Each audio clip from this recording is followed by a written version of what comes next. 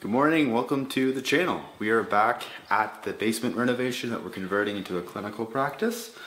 And I've already started the layer of mud on the drywall I hung in the last episode. As you can see in here, I've done the first layer, corner beads, inside corners, and I've done in here as well the first coat. Same thing, flats, inside corners, corner beads. Here's how the bulkhead is going to turn out for the small duct that goes into a 90 and onto the other side. And then this bulkhead here also has a duct running into it. So those do take a little more time just because there's multiple corners and angles and whatnot, but we got it done. And then I'm halfway through the one in here. As you can see, I've also done most of the flats, the corners, and this off angle where that bulkhead on the other side comes into this room, and it will be a cold airy churn down in that corner.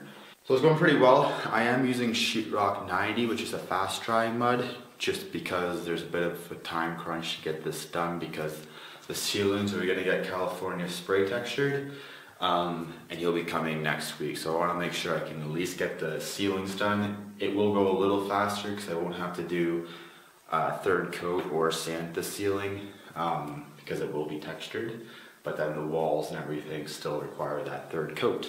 Okay, I will jump ahead and cut all my tape to length, mix up some Sheetrock 90. It will be a little chaotic because the stuff does dry fast, so most likely be a few time lapses I put the camera on, with not stopping too often, but at least you can see a quick overview of me mudding.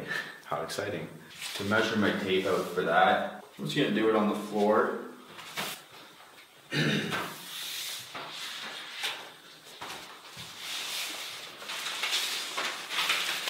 Then break it, and that messes to lengths, which are only going to be 8 feet.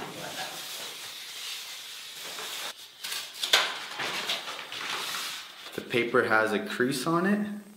You can see right down the middle, it's pre-creased, so you just bend it and that's your inside corner. For the outside corners, you get a more rigid product, which there's a few different options for that. But for the inside corners, you can just use paper tape. For the longer lengths, instead of trying to get a perfect measurement, I just cut my pieces a couple inches longer so I'm not running into issues when I do get my mud on the wall and realize my piece is a little too short, because I can just trim it in place. Okay, all my pieces are cut, creased in place where they need to be, kind of. The floor looks a little chaotic, but I know what's going on. Now I'm gonna go mix up some of my Sheetrock 90, which again, the working time for that is like maybe 30 minutes, so it does dry pretty quick.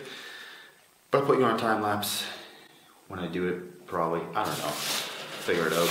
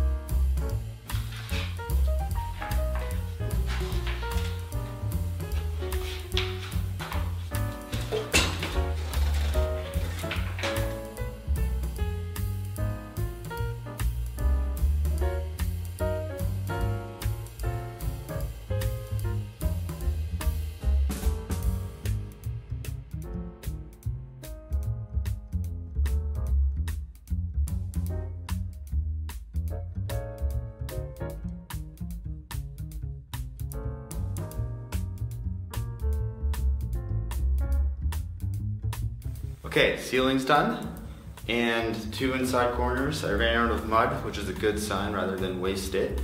So I'll go mix up some more and carry on.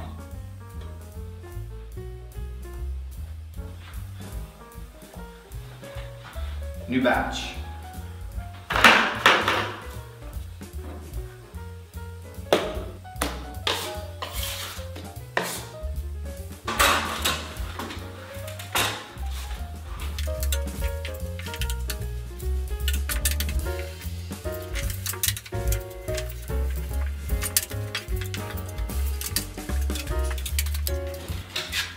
I'm trying to achieve the corner is by angling my brush like this against the wall.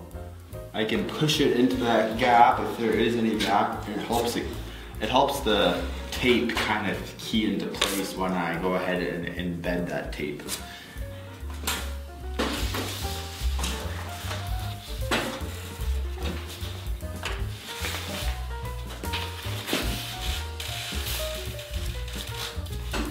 And now that I've laid my tape in, I can lightly press it in like I just did, and then I go over it a little more firm to squeeze out that excess mud.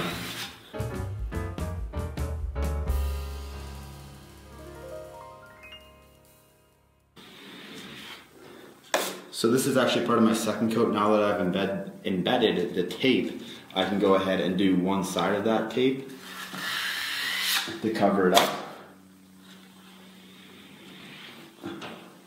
which is technically part of my second coat. Oops. But if I were to leave that and try and do both sides of the tape at once, you just make a mess running into your wet mud in the opposite corner.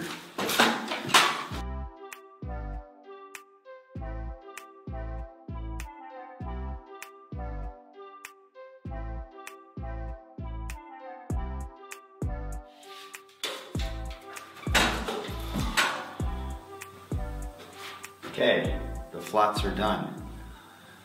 I just have to do this inside corner and all the screw heads, so it's coming along pretty good. Okay, mixed up some more mud to do these screw heads, which are pretty easy. Just like that.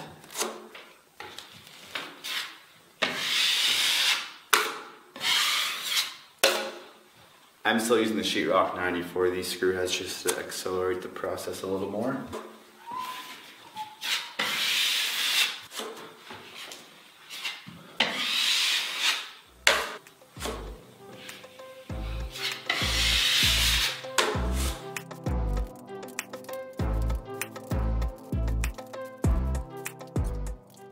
And the screw heads are done. I have this much mud left over. There's a couple patches I have to do in the hallway. So I'm gonna go see if I can use some of this there, but that does it for this room and for the first coat. All right, so we're waiting for that mud to dry now. Even though it is 90, it still takes a while, especially where it's thicker in the corners. So I do have some time to kill before the end of the day. We're gonna do the jamb extensions for the doors. Basically what that is, I have to bring this jamb out flush to the drywall in order for my casing to sit on properly. So I've cut up a couple pieces here.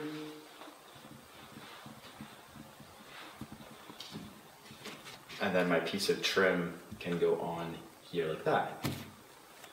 You can see that there's a gap here. You can see the sunlight coming through the other side.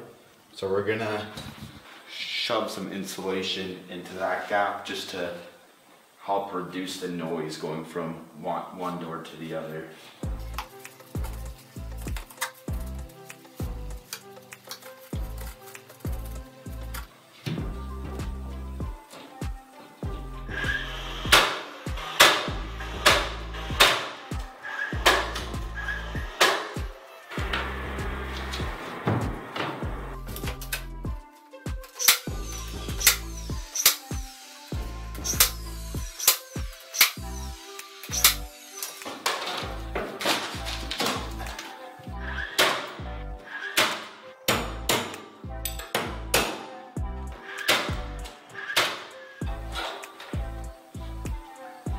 Okay, that one's in. I'll give you a quick look.